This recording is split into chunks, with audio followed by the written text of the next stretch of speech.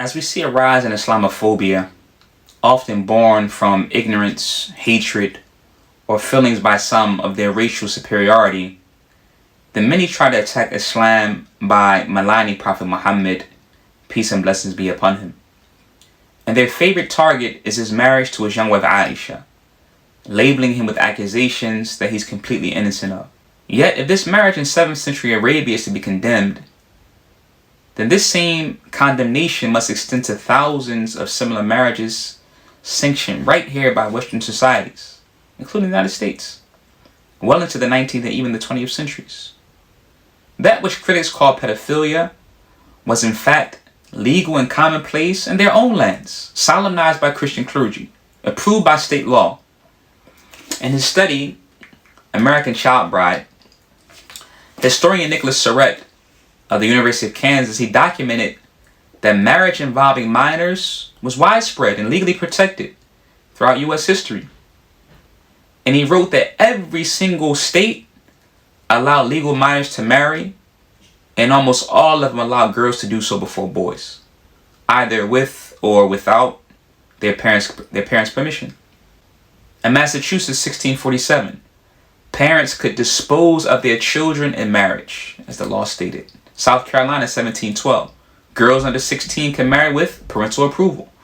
Texas, 1845, the legal age for girls was 12, boys 14. Washington, D.C., 1857, the minimum age was 12 for both sexes with consent. In some states, they had no age limits at all until the late 19th century. And this was over 1,000 years after the Prophet's marriage to Aisha. Even today, child marriage remains legal in parts of the U.S. A 2018 University of California study by Alyssa Koski and Jody Heyman had found that all states ostensibly set the minimum age at 18, but exceptions can be granted in every state under various circumstances.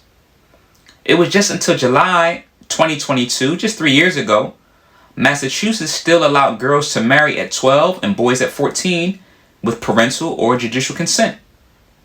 And according to Laura Fox of Seton Hall University, children as young as 13 were allowed to wed in Alabama, Florida, Idaho, Kentucky, Louisiana, Mississippi, Missouri, New Hampshire, New Jersey, New Mexico, South Carolina, Tennessee, Texas, and Washington. She says, and while 14% of the minors marry other minors, 86% married adults. So these facts are drawn from academic research, and they prove that early marriage, it was a global historical norm. So if critics insist that Prophet Muhammad's marriage to Aisha was abusive, then fairness demands applying that label to every such marriage in the United States and in Europe. Otherwise, it's just pure hypocrisy. The Prophet's marriage must be understood in its proper historical context and its cultural context as well. A lawful union at that time that aligned with the customs of that society, much like the legal norms of Western nations at that time. And also this practice, it wasn't unique to Muslims. Richard II of England, he married Isabella of Valois at age 6. William II of Orange, he married Mary Henrietta at age 9. Yet such figures are rarely attacked. And ironically, the only reason that non-Muslims even know the Prophet's marriage is because Muslims themselves preserved every detail of his life, his words, his actions, his family affairs. They preserved this with honesty and precision. And later on, Orientalists, they translated these records, and some maliciously weaponized them to incite hatred against Islam.